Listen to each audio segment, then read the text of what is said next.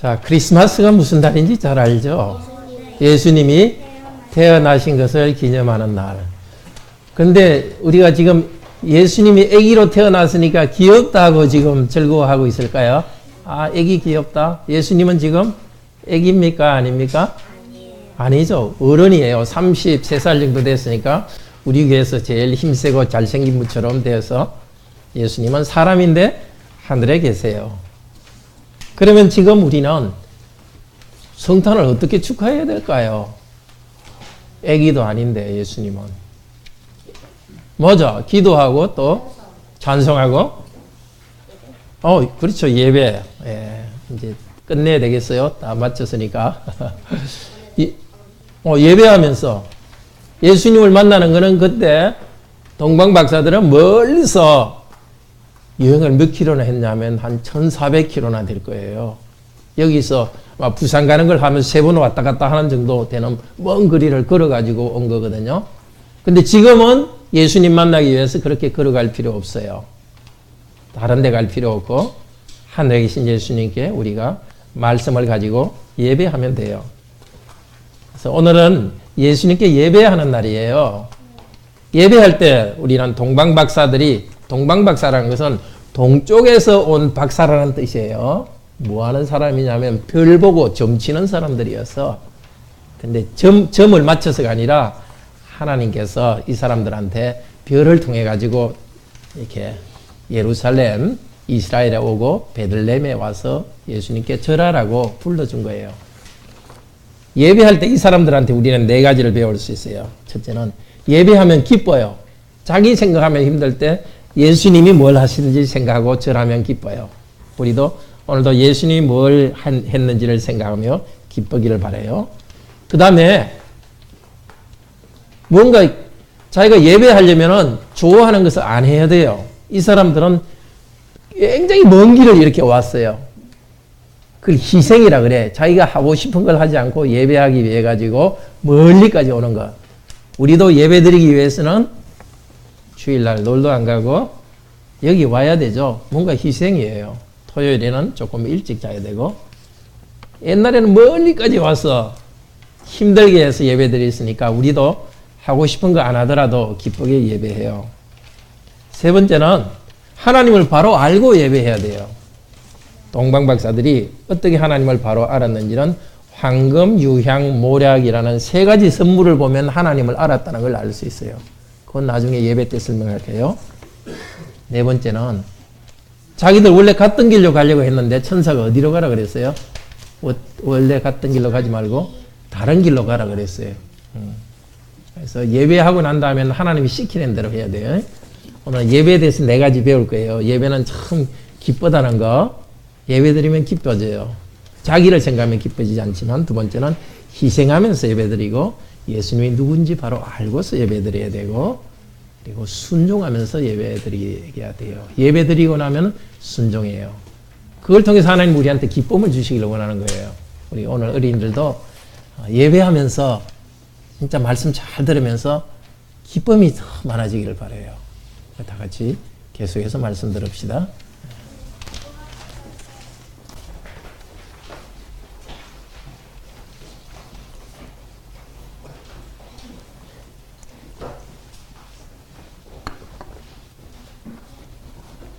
하나님께서 말씀을 잘 가르쳐 주시도록 다 같이 기도하겠습니다.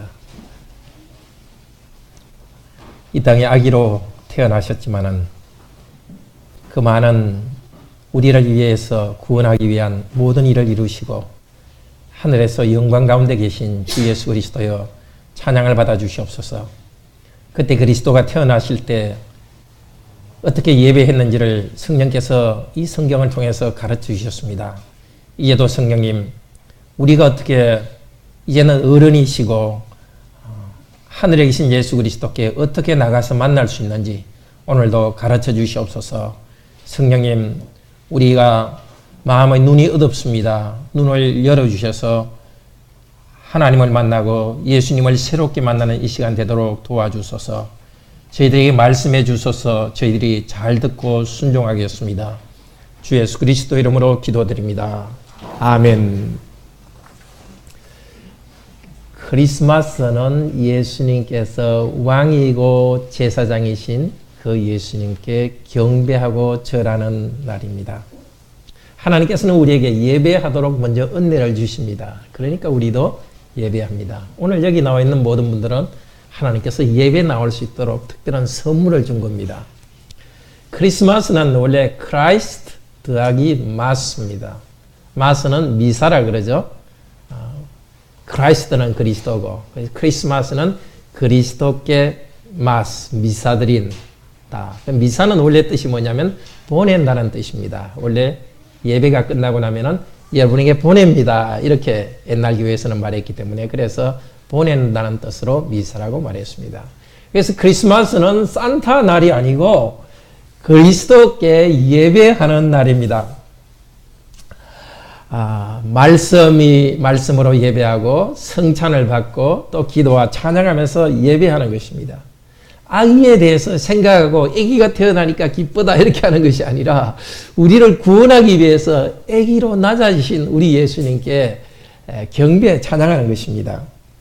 삼위일체 하나님께서는 동방박사들을 예배하도록 멀리까지 오게 해서 오도록 은혜를 주셨습니다. 그들은 예배하러 와서 기쁨으로 예배할 수 있었습니다.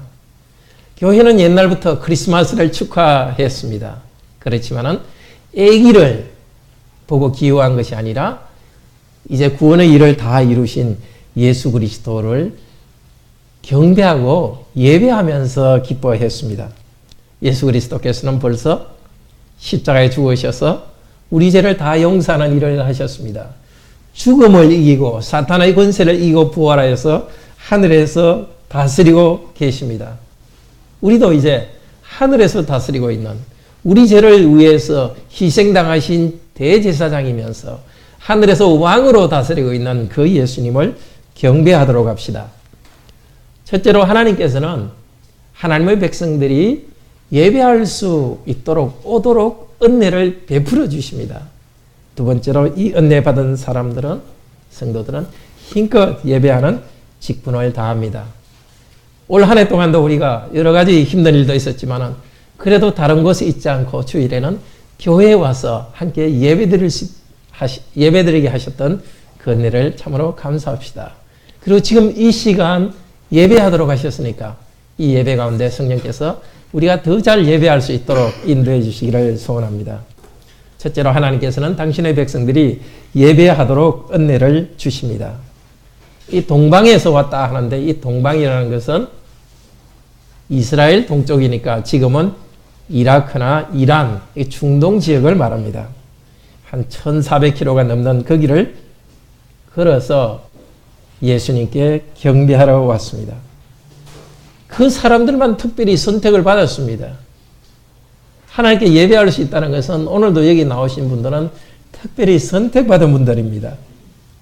그러면 이 동방박사들한테는 무엇을 가지고 교회에 오도록 했습니까? 별이라는 걸 통해서 인도했고 또 하나는 하나님의 말씀을 통해서 예배로 오도록 인도했습니다. 그러니까 별이라는 환경을 통해 가지고 예배로 오도록 했습니다. 1절, 2절 사역으로 보겠습니다. 예수께서 유대의 베들레헴에서 헤로당의 시대에 태어났을 때와 동쪽 지역으로부터 박사들이 예루살렘으로 왔다 말하기를 태어나신 유대인들의 왕이 어디에 있습니까? 왜냐하면 우리들이 그분의 별을 동쪽 지역에서 보았고 그리고 그분께 경배하기 위해서 왔기 때문입니다. 이 박사라는 것은 요즘과 같은 박사가 아니고 옛날에 동쪽 지역의 어느 나라의 공무원입니다. 공무원 중에서 별을 보면서 나라의 운명이 어떻게 될 건지를 점을 치는 사람들이었습니다. 우리나라에도 옛날에 역관이라는 게 있었습니다. 옛날 그 조선시대 공무원들 중에 점치는 일을 하고 어느 왕의 왕자의 결혼식은 어느 날이 좋을지 그런 것도 정하고 하는 역관이라는 것이 있었습니다. 근데 점이라는 것은 사실 들어맞는 것은 아닙니다. 그냥 미신에 불과합니다. 근데 이번에는 하나님께서 특별히 별을 연구하는 이 동쪽 지역의 공무원들한테 별을 사용해가지고 특별히 계시를 주셨습니다. 그러니까 이걸 잘못 알아가지고 별을 보고서 운명을 점칠 수 있거나 그렇게 생각하는 것은 잘못입니다. 하나님께서 특별히 잘못에 빠져 있었지만 그 사람들에게 특별한 별을 줘가지고 별이 보이게 해서 하나님께서 인도해 주셨습니다. 성령께서 그들을 인도해 주셨습니다. 지금도 하나님께서는 우리를 별과 같은 그런 환경을 통해서 교회로 인도해 주십니다. 어떤 분들은 자연을 가만히 보니까 사시사철이 변하는 거, 이건 그냥 있는 일이 아니고 정말 신이 계시구나, 이런 생각으로 교회에 온 사람도 있습니다. 어떤 사람은 병 때문에 교회를 찾아오기도 합니다. 아니면 가족들이 하도 교회 가자고 자꾸 그냥 조르니까 한번 가자 이렇게 오는 경우도 있을 것입니다. 어린이들은 잘 모르지만 그냥 부모님 따라서 계속 교회에 왔습니다. 그러나 어떤 이유로 왔건 간에 이 예배에 온 사람들은 특별한 하나님의 은혜를 받은 사람입니다. 그 별을 모든 사람에게 보여준 것이 아니라 그 동방에서 온 3명의 박사들에게만 이 별을 보여주었습니다. 오늘 여기 예배하러 오신 우리 모든 분들은 나는 특별한 하나님의 은혜를 받고 선택받아서 오늘 예배에 와 있다는 것을 기억하시기를 바랍니다. 참으로 복 있는 사람들입니다. 그들은 왕궁까지 왔습니다. 왕이 태어났으니까, 왕의 별을 봤으니까, 왕별을 봤으니까 당연히 왕궁으로 찾아왔습니다. 헤롯 왕궁으로 찾아왔습니다. 태어나신 유대인의 왕이 어디에 있습니까? 물었습니다. 왕은 깜짝 놀랐죠. 자기 아들이 태어나지도 않았는데. 그래서 제사장들에게, 서기관들에게 물었습니다. 그 사람들은 성경을 잘 아는 성경 박사들이니까 그 사람들은 성경을 인용해서 대답합니다. 자, 우리도 환경을 통해서 이렇게 교회로 나와지만은 예수님을 만나는 것은 말씀을 바로 들을 때 만날 수 있습니다. 이미 구약 성경에서 예수 그리스도께서 올 것을 예언했기 때문에 그 말씀을 배웁니다. 5절입니다. 그들이 그에게 대답했다. 유대의 베들레헴입니다. 왜냐하면 선지자를 통해 이렇게 기록되었기 때문입니다. 또 너 베들레헴 유대의 땅아, 너는 유대의 다스리는 지역 가운데 가장 작지 않다. 왜냐하면 너로부터 다스리는 자가 나와서 나의 백성 이스라엘의 목자가 될 것이기 때문이다. 말씀에 있는 것을 통해서 그 예수님이 태어날 곳은 베들레헴이라는 것을 배우게 되었습니다. 여기 다스리는 자라, 이 말은 원래 총독이라는 말과 똑같습니다. 그때 이 땅에는 로마에서 보낸 총독이 있었습니다. 헤롯이라는 왕도 있었습니다. 그렇지만 그 총독이 진짜 총독은 아닙니다. 헤롯이 진짜 왕은 아닙니다. 진짜 총독과 왕은 지금 태어나실 아기 예수 그리스도입니다. 환경 때문에 우리는 교회에 나올 수 있습니다. 그렇지만 말씀을 통해서만 우리는 예수님을 만날 수 있습니다. 예수님은 오늘 여기 나온 우리 모두의 선한 목자입니다.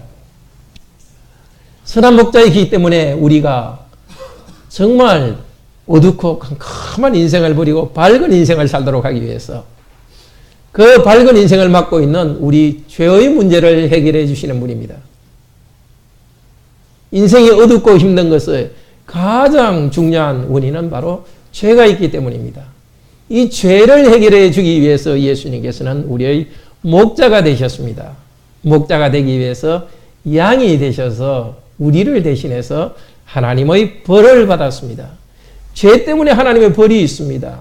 하나님을 믿지 않는 사람들도 마음속에는 죄에 대한 마음의 죄진 것 때문에 마음이 울렁울렁하고 뭔가 양심의 가책이 있습니다.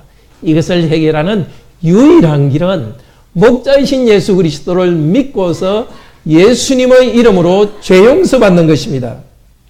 죄 용서받을 때 우리는 그 죄 용서받은 기쁨으로 나아갑니다. 죄 용서받을 때에 인생에 당하는 여러 가지 어려움들을 이길 수 있는 새로운 힘도 그 예수님께서 주십니다.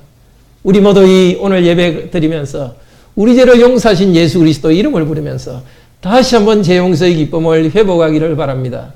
나를 죄 용서하기까지 나를 사랑하셨으니 지금 당하고 있는 내 어려움, 이것도 해결해 주신다는 그런 확신을 가지게 되기를 바랍니다. 우리에게는 동방박사들보다 더 좋은 말씀이 있습니다. 그때는 구약 성경밖에 없었습니다. 지금은 신약 성경까지 너무 자세히 하나님 말씀이 있습니다. 예수님이 무슨 일을 하셨고 지금 하늘에서 우리를 위해서 기도하고 계시고 다시 세상에 오셔서 지상천국을 이루신다는 그 약속의 말씀을 가지고 있습니다. 그때 대제사장들과 서기관들이 말씀을 가르쳤듯이 지금도 교회에 목사를 주셔서 하나님 말씀을 가르치게 하셨습니다. 하나님 말씀을 잘 배우면서 예수 그리스도께 경배하도록 합시다. 두 번째로 하나님이 예배하도록 은혜를 주신 백성은 하나님께 경배하는 그 직분을 다합니다. 직무를 다합니다. 우리가 인생에서 해야 될 여러 가지 의무들이 있습니다. 가정에서 해야 될 의무, 직장에서 해야 될 의무 있습니다. 그것을 직분이라 합니다. 인생의 직분 중에 제일 중요한 직분이 바로 예배하는 직분입니다.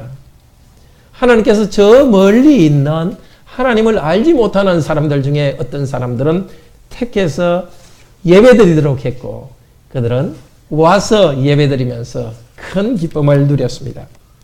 그런데 예배하지 못하는 사람들이 있었습니다. 헤롯 왕과 대제사장 서기관들입니다. 그들은 왕이신 예수 그리스도가 태어났다는 이야기를 듣고 깜짝 놀랐습니다. 그리고 7절에 헤롯은 이렇게 말합니다. 박사들을 비밀리에 불러서 별이 나타나게 된 때를 자세히 묻습니다. 그리고 그들을 베들레헴으로 향해서 보냅니다. 그쪽으로 가라고 말합니다. 그리고 가셔서 아기에 대해서 자세히 알아보고 혹 찾게 되거든 나에게 알려주시오. 나도 와서 그분께 경배하도록 말입니다. 헤롯 왕은 유대의 왕이 났다는 말을 듣고 마음이 흔들렸습니다. 내가 왕인데 도대체 어디서 또 왕이 났단 말이냐? 사실 이 헤롯은 유대인도 아닙니다. 에돔 사람입니다. 그러니까 에서의 후손입니다. 워낙 정치적 수완이 좋아가지고 로마 친해져가지고 로마 왕자와 함께 이렇게 자라면서 그 왕실에서 자라면서 자라게 됐고 그래서 나중에 결국 왕으로 이렇게 임명을 받은 사람입니다. 항상 유대인들이 반란을 일으켜서 자기 왕의 지위를 잃을까 봐서 항상 걱정이 생긴 사람입니다. 왕이 났다 하니까 걱정이 생겼고 그리고 이 박사들을 불러서 나도 경배할 테니까 알려주십시오. 속으로는 무슨 생각했죠? 찾기만 해봐라. 죽여버려야지. 이렇게 생각했고 실제로 찾지 못하니까 나중에 2살 밑에 애들은 다 베들레헴 근처 애기들은 다 죽여버렸습니다. 헤롯은 인류를 구원할 예수 그리스도께서 오신 것을 자기 지위를 위협하는 것으로 생각했습니다. 자기의 왕권을 위협하는 것으로 생각했습니다. 맞습니다. 예수님은 왕의 자리를 위협합니다. 내가 내 인생의 왕인 것처럼 내 인생으로 내 마음대로 인생을 살고 싶어하는 사람들에게 예수님은 우리가 하고 싶은 일을 위협합니다. 내 자존심으로 살아가는 우리의 인생을 위협합니다. 욕심대로 살아가면 인생이 결국은 지옥이 있다는 사실을 가르쳐주고 욕심대로 살아가는 자들에게는 하나님의 심판을 선언하면서 우리를 위협합니다. 우리는 자기를 포기해야 내가 왕이 되고 내 마음대로 하고 싶은 것을 포기해야 예수님께 참된 예배를 드릴 수 있습니다. 자기를 포기하고 예수님께 예배 드릴 때 사실은 내 인생을 다시 찾습니다. 헤롯도 자기가 멋대로 왕이 되려고 하지 않고 예수 그리스도를 왕으로 모시면서 왕노로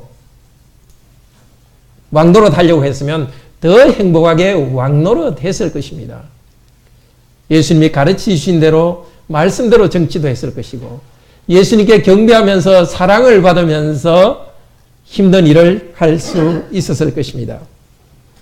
우리도 자기를 포기하고 내려놓고 자기를 예수 그리스도께 맡겨드리며 예배할 때에 참된 예배를 할 수 있습니다. 맡겨드리는 것은 내가 주인이 아니라는 것을 말하지만 예수님이 주인이라는 것을 고백합니다. 주인이신 예수님께서는 우리 인생을 책임져 주십니다. 내가 내 고집대로 하면은 일이 잘 될 때는 잘 될 것 같지만 위기가 올 때는 해결책이 없습니다. 그러나 예수 그리스도를 왕으로 모신 자들에게는 그리스도께서는 함께 계시면서 보호해 주시고 힘을 주십니다. 그런데 제사장과 선지자들은 성경을 잘 아는데도 예수님께 예배하러 가지 않았습니다. 제사장은 성전에서 계속 제사를 드렸는데 그 제사는 태어나실 예수님을 상징하는 것이었습니다. 그런데도 정작 예수님이 왔는데도 제사장들은 알고도 예배 드리러 가지 않았습니다. 기다리던 그리스도가 왔는데도 경배하러 가지 않았습니다. 왜 그랬을까요? 아마도 무서워서 그랬을 것 같아요. 헤로당이 뭘 할지를 알기 때문에 예배하러 가면 자기들을 죽일지도 모르니까 두려워서 예배하러 가지 않았습니다. 두려워서 예배하러 가지 않은 그들은 영원한 멸망의 길을 결국 가게 되었습니다. 멀리서 그동안 하나님을 알지 못하던 사람에게는 예수 그리스도를 알게 해주고 새로운 인생을 살게 하고 영원한 천국을 누리게 해주었습니다. 그렇지만 우선 힘들어서 하나님께 예배하지 않고 우선 내 지위가 흔들릴까 봐서 예배하지 않는 이 대제사장들은 하나님께 예배하는 기쁨을 누리지 못했습니다. 그러나 동방박사들은 참된 기쁨의 예배를 드리고 있습니다. 9절부터 12절 말씀 보겠습니다. 그런데 그들은 왕의 말을 듣고 갔다. 그리고 와 그들이 동쪽 지역에서 본 그 별이 그들을 인도하여서 아기가 있던 곳까지 와서 설 때까지 했다. 그 별을 보고 엄청나게 큰 기쁨으로 기뻐했다. 그리고 들어와서는 아기가 그분의 어머니 마리아와 함께 있는 것을 보았다. 그리고 엎드려 그분께 경배하고 그들의 보물 상자를 열어서 그분께 선물로 황금, 유향, 모략을 바쳤다. 그리고 꿈에 헤로데에게 돌아가지 말라 지시를 받아서 다른 길을 통해서 자신들의 땅으로 갔다. 별을 보고 엄청나게 기뻐하고 있습니다. 엄청나게 기쁘고 기뻐하면서 이제 예배하러 가고 있습니다. 예배는 이런 큰 기쁨이 있습니다. 자, 오늘 이 동방박사의 예배를 통해서 우리는 예배에 대해서 세 가지를 배웁니다. 첫째, 큰 기쁨과 함께 예배를 드립니다. 그 기쁨의 예배를 드리기 위해서는 경배인데 경배라는 것을 무릎 꿇고 엎드려서 절하는 것입니다. 우리나라도 옛날에 혼인할 때 신랑, 신부가 이렇게 큰 절을 합니다. 또 명절에는 부모님께 큰 절을 합니다. 그 절은 무슨 뜻입니까? 나는 당신의 것입니다. 나는 완전 당신께 충성을 바칩니다 하고 내 것을 당신께 다 바친다는 뜻입니다. 이것은 내 것입니다 하고 따로 가져 있지 않고 하나님 저는 당신의 것입니다. 당신을 믿습니다 하고 전적으로 바칠 때에 큰 기쁨이 있었습니다. 그런데 그들은 그렇게 기다리던 별을 만났기 때문에 별이 인도왔던 그 왕을 경배하기 때문에 그들은 기뻐할 것이라 만날 것을 알았기 때문에 기뻐했습니다. 그런데 우리가 예배 드릴 때 항상 기쁜 것은 아닙니다. 예배 드리러 올 때 항상 기쁜 것은 아닙니다. 기뻐서 예배 드리는 것만은 아닙니다. 거꾸로일 때가 많습니다. 기쁘지 않지만은 예배 드리니까 거기서 기쁨이 생깁니다. 나를 쳐다보고 문제를 쳐다보고 보면은 한숨만 푹푹 나오고 기쁨이 점점 없어집니다. 그러나 그것을 잠깐 덮어두고 나를 완전히 엎드려서 그리스도께 절하면서 맡겨드릴 때 거기에 기쁨이 생깁니다. 느헤미야서 8장 10절은 이렇게 말합니다. 여호와를 기뻐하는 것이 너희의 힘이니라. 힘이 있어서 기뻐하는 것이 아니라 기뻐하기 때문에 믿기 때문에 경배하기 때문에 예배하기 때문에 기쁨이 옵니다. 내 문제 힘든 것 계속 생각하지 말고 예수님께 하나님께 경배합시다. 그 안에 기쁨이 있습니다. 내 마음문을 열고 예수 그리스도의 이름을 부르고 이제 제가 예수님께 맡깁니다 하고 자신을 맡겨드릴 때 그때 잠든 기쁨을 주십니다. 둘째로 희생이 있을 때 참 예배를 드리며 기뻐할 수 있습니다. 그 동방에서 온 박사들은 아마 1500km 그 먼 거리를 아마 몇 달이 걸려서 왔습니다. 한 번 예배 드리기 위해서 큰 희생을 드렸습니다. 황금과 유향, 모략과 같은 아주 귀한 것들을 드렸습니다. 우리도 예배하기 위해서는 희생할 것이 있습니다. 예배 때 내 자신의 마음을 계속 가지고 있는 것이 아니라 이제는 나를 포기하고 하나님께 맡겨드려야 됩니다. 토요일을 좀 포기할 필요도 있습니다. 계속 일해야 된다고 생각하면은 토요일 늦게까지 일을 하면은 주일에 예배에 온전히 집중하기가 힘듭니다. 멀리서 몇 달 걸려서 예배하러 온 사람들을 생각해 보십시오. 그 때문에 기쁨을 누렸던 사람들을 생각해 보십시오. 매주일 우리가 기쁨으로 예배 드리기 위해서 토요일은 좀 일찍 주무실 필요가 있습니다. 주일 예배 오기 전에 아침에 TV도 좀 보고 컴퓨터도 좀 하고 가야지. 그렇게 되면은 아니면 예배 끝나고 공부를 좀 해야지. 이렇게 생각하면 예배 자체가 흔들립니다. 오히려 6일 동안 열심히 일할 날 동안 열심히 일하고 오히려 주일에는 다른 것을 하지 않고 쉬고 예배드리는 희생이 있을 때 참 예배를 드릴 수 있습니다. 사실 6일 동안 힘껏 일하지 못하면 주일마다 항상 참되게 예배 드릴 수 없습니다. 일을 제대로 하지 못하면 토요일 9시, 10시, 11시 되면 이번 주에 하지 못한 일들이 생각납니다. 정말 우리가 바른 예배를 드리기 위해서 우리가 희생할 일은 6일 동안 힘껏 일하는 일인 것입니다. 6일 동안 힘껏 공부하는 것입니다. 힘껏 일하고 공부하지 않으면 정말 쉬고 예배 드려야 될 때 일할 것이 생각납니다. 공부할 것이 생각납니다. 공부할 때 힘껏 공부할 때 참 예배를 드릴 수 있습니다. 정말 예배의 기쁨을 회복하기 위해서는 6일 동안 땀 흘려 일하도록 합시다. 공부할 때 대충 하면은, 일할 때 대충 하면은, 그냥 예배 드릴 때도 대충 일과 쉼이, 일과 예배가 섞여버립니다. 일과 공부에는 집중하고, 예배에는 집중할 수 있도록. 그리고 하나님께서 주실 은혜를 바라보고 희생할 수 있기를 바랍니다. 우선 손해보는 것 같더라도 일단 예배로 나올 때 하나님께서 기쁨을 주시고 새로운 힘을 주십니다. 세 번째 참된 예배는 예수님이 누구인가에 대한 바른 지식을 가지고 예배를 드릴 수가 있습니다. 동방박사가 선물을 드렸는데 그 선물은 우리도 헌금을 해야 된다. 그렇게 가르치는 것이라고 볼 수도 있습니다. 근데 헌금하고 물질로 섬겨된다. 그것보다 더 중요한 것이 있습니다. 바로 그들이 바친 선물은 예수님이 누구인가에 대한 그들의 바른 신앙 고백과 지식을 나타냅니다. 황금은 원래 왕에게 바치는 물건입니다. 이 황금을 바치면서 그들은 아기로 태어났지만 이분은 왕이라는 것을 인정하고 있습니다. 유향이라는 것은 원래 대제사장을 안수할 때 만드는 재료입니다. 안수할 때 쓰는 그 기름을 만드는 재료입니다.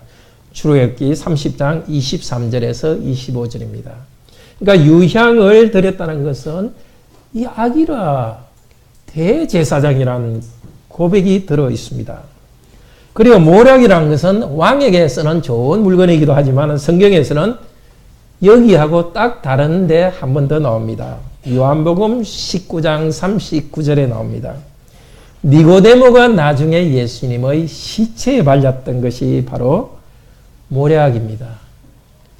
그러니까 이 동방박사들이 다 알지는 못했겠죠. 그렇지만 동방박사들이 드린 이 선물 속에는 예수님이 누구인가에 관한 지식이 들어 있습니다.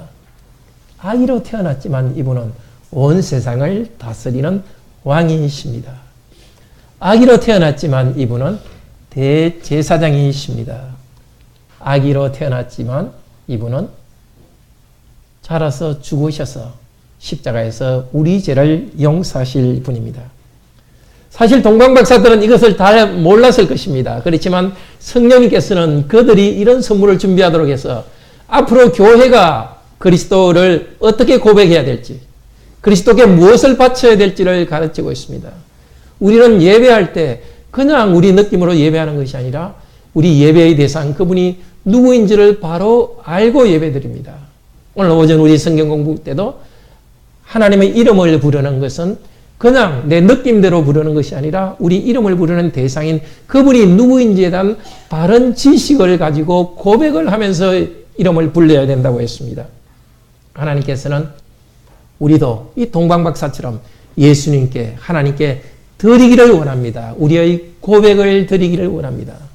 당신은 왕이십니다. 내가 인생의 왕이 아니라 당신은 왕이십니다. 그런데 그 왕은 힘으로 다스리는 왕이 아닙니다. 대제사장으로서 왕입니다. 자기가 제사를 드리기만 하는 왕이 아니라 스스로 제물이 되신 왕이십니다. 아기에게 바쳐진 이 모략은 나중에 십자가에서 죽으실 그분 위에 바를 그 모략입니다. 그 향료입니다. 그리스도께서 우리의 대제사장이기 때문에 왕이라는 것만큼 우리에게 큰 기쁜 소식은 없습니다. 우리는 정말 선하게 살려고 노력하지만은 끊임없이 죄가 우리를 막고 있습니다. 예수 그리스도를 나의 주로 고백하고 하나님께 순종하며 살려고 하지만은 그러나 우리는 아담의 후손으로서 본성의 악이 우리를 막고 있습니다. 가장 거룩하게 가장 정말 잘 살았던 그 주간을 돌아보더라도 우리에게 죄가 걸립니다. 죄가 우리의 양심에 걸리고 있고 사탄이 우리에게 너는 구원받을 자격도 없다고 우리를 비난합니다. 그때 우리에게 예수님, 우리는 당신에게 유향을 바쳐드립니다. 당신이 바로 제사장입니다.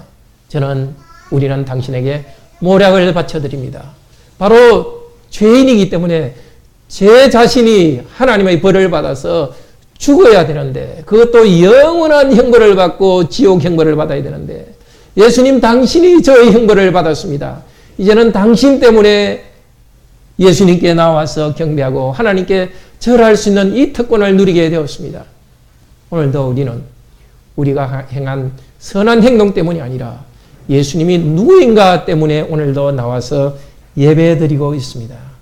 우리는 새롭게 죄 용서의 기쁨으로 나아갑니다. 사랑하는 성도 여러분, 지금까지 우리가 믿었던 예수 그리스도는 여전히 십자가에 달려 돌아가신 희생당하신 분으로 하늘에 계십니다. 하늘에서 여전히 우리를 위해서 기도하고 계십니다. 십자가에서 당했던 그 고난, 육체적 고난이 아니라 더 중요한 것은 하나님께 버림받고 하나님의 저주를 받으신 분으로서 하늘에서 계십니다. 우리의 죄 때문에 고통스러울 때, 죄 때문에 어떤 천벌을 받을까 무서울 때 다시 예수 그리스도를 바라봅시다.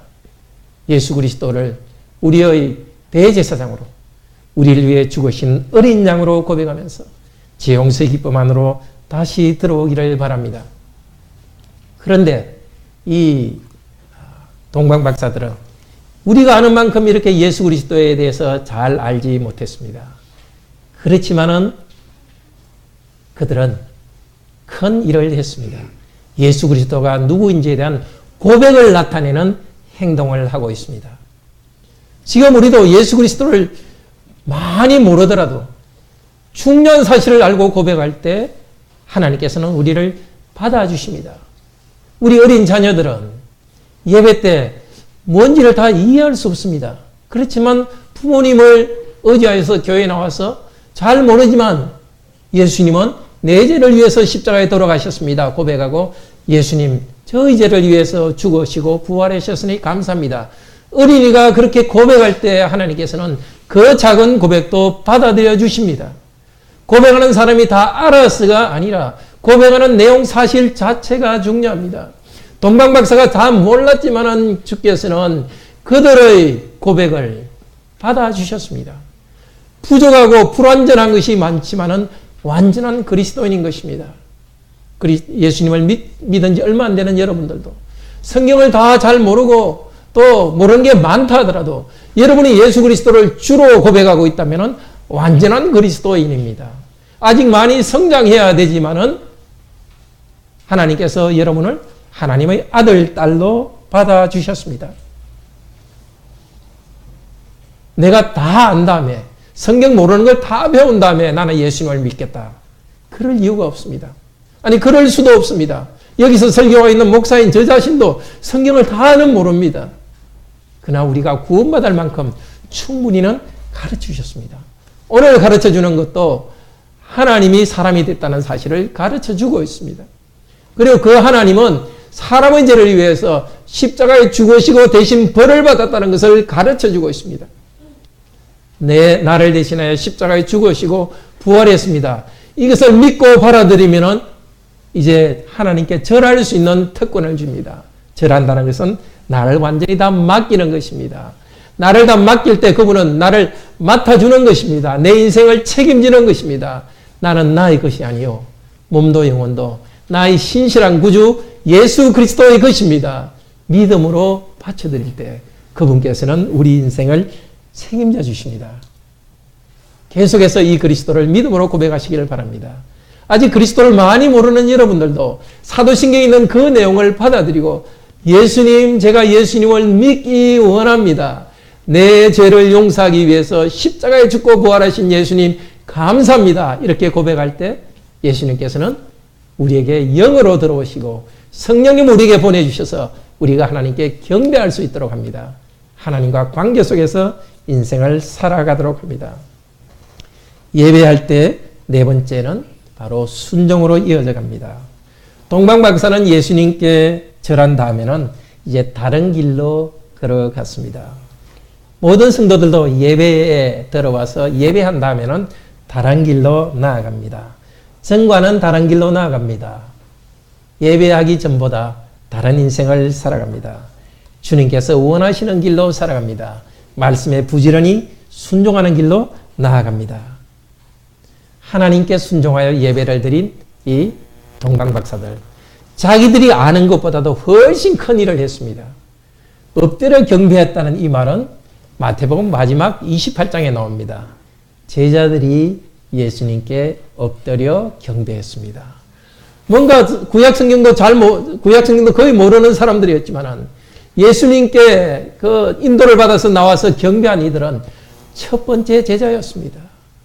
제자들은 3년 동안 예수님 따라다니면서 많은 것을 배우고 십자가에 죽고 부활하신 그 예수님을 이제 바로 알고 경배했지만 이 동방 박사들도 앞으로 올 제자들과 교회를 대표해서 예배드리고 있습니다. 예배드리는 사람은 자신을 위해서 예배드리고 은혜받지만 더 큰 일을 하고 있습니다. 오늘도 여기 와서 예배드리는 우리 성도들은 정말 큰 일을 하고 있는 것입니다. 우리가 하나님을 만나기도 하지만 모든 사람들에게 하나님은 예배를 받아야 되고 경배받아야 될 뿐입니다. 이 대학동에 관악구에 살고 있는 모든 사람들은 우리를 창조하시고 비를 주시고 먹을 것 주시는 하나님을 경배하고 찬송해야 됩니다. 다른 사람은 예배하지 않기 때문에 우리들이 대신해서 대표해서 예배하고 있습니다. 온 세상 사람들이 하나님을 예배해야 됩니다. 그러나 그들은 예배하지 않기 때문에 우리들이 예배하고 있습니다. 우리들이 이렇게 예배할 때 비록 아는 것이 부족하더라도 앞으로 우리의 예배 가운데 더 많은 사람들이 예배 가운데 들어올 것입니다. 우리 자손들도 이곳에 예배하러 나올 것입니다. 우리가 아는 것만큼 더 많이 하나님을 알고 더 헌신하면서 예배로 나올 것입니다. 그래서 부족하지만 지금까지 내가 배운 만큼 내가 아는 대로 예수 그리스도를 고백하고 경배하는 것이 중요합니다. 사랑하는 성도 여러분, 오늘도 크리스마스에 우리 하나님께서는 예배로 인도해 주셨습니다. 다음에도 예배로 인도할 것입니다. 환경 때문에 그냥 끌려 나온 분도 있을 것입니다. 그러나 말씀을 붙들기를 바랍니다. 말씀을 의지하여 예배드릴 때 하나님께서는 은혜 주십니다. 말씀에 의지하여 예배드릴 때 참 기쁨이 있습니다. 말씀에 의지하여 예배드릴 때 우리는 바른 고백을 하면서 예배드릴 수 있습니다. 예배드리기 위해서 우리는 희생을 할 필요가 있습니다. 약간의 희생을 할 때 참 영혼의 기쁨을 주십니다. 바르게 예배할 때 우리는 정말 우리가 변화되고 싶은 모습으로 변화되고 순종할 수 있습니다. 기쁨으로 부족하지만 예배드릴 때 더 많은 사람들이 우리의 뒤를 이어서 예배드릴 것이고 이 예배가 계속될 때 하늘에 계신 우리 주님께서 오셔서 우리의 예배를 완성해 주시고 교회 예배를 완성해 주실 것입니다. 오고 오는 세대의 이 거대한 예배의 흐름 속에서 우리가 예배하는 이 특권 누리게 된 것 참으로 감사하면서 계속 예배드리기를 바랍니다. 다 같이 하나님을 찬송합시다.